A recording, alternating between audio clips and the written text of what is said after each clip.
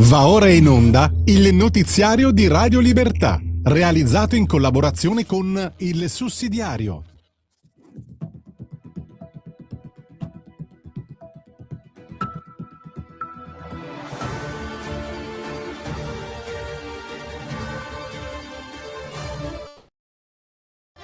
Buongiorno e bentrovati, è lunedì 30 marzo 2026, questo è il TG di Radio Libertà in collaborazione con il Sussidiario.tv. Si apre con la parola deterrenza. Trump tiene aperto il tavolo con l'Iran ma mette nel mirino gli asset petroliferi del regime, Carg Island compresa.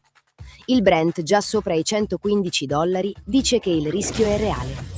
A Gerusalemme, nella Domenica delle Palme, il cardinale Pizzaballa viene fermato davanti al Santo Sepolcro. Episodio senza precedenti. Meloni protesta, Netanyahu fa marcia indietro. In Italia unisce Salvini e Tajani. Vertice di coalizione, parola d'ordine, mettere le marce alte. A Roma, 91 fermi preventivi alla commemorazione anarchica al Parco degli Acquedotti. Lo Stato sceglie di agire prima, non dopo. E dal sud, Salvini rilancia il ponte sullo Stretto, la più grande operazione di remigrazione positiva d'Italia. Questi erano i titoli, ora entriamo nel dettaglio.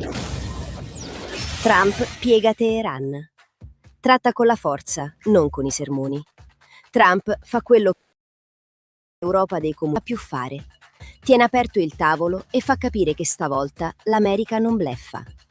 Teheran si muove perché ha davanti un interlocutore che ha messo sul tavolo Marines, pressione massima e opzioni concrete. Secondo il Financial Times, Trump tiene aperta anche l'opzione Carg Island, il terminale petrolifero decisivo dell'Iran. La pace non nasce dai buoni sentimenti, ma dal fatto che il nemico capisce di non poter vincere. In un mondo in cui troppi parlano e nessuno decide, la deterrenza è la lingua che i regimi comprendono meglio.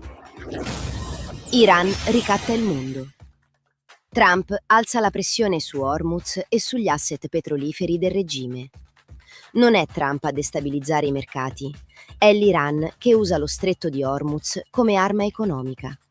Da quel passaggio transita un quinto del commercio energetico mondiale. Il Brent è a $115-116. Il rischio è già scaricato su famiglie e imprese in bolletta e al distributore. Come rivela il Financial Times, insiste, gli asset petroliferi iraniani non sono intoccabili. Non è predazione, è pressione strategica. E c'è una lezione per l'Italia. Quando rinunci a sicurezza energetica e interesse nazionale, basta un regime ostile per tenerti in ostaggio. Cristiani fermati a Gerusalemme. Meloni alza la voce, Israele costretto a correggere.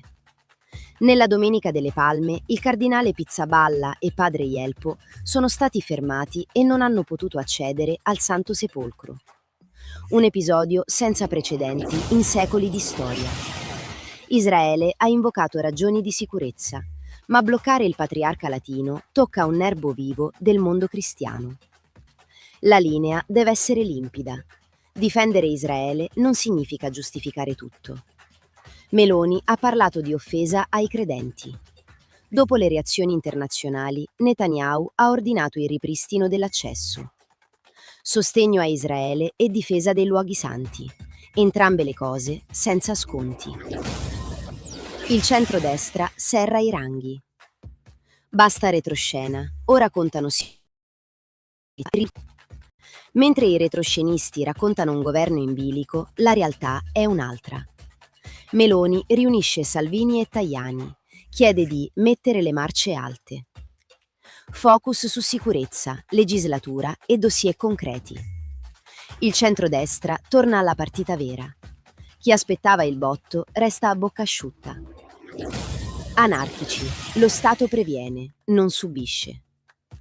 91 fermati, la linea della fermezza funziona. La notizia non è la tensione, è che lo Stato ha scelto di non aspettare.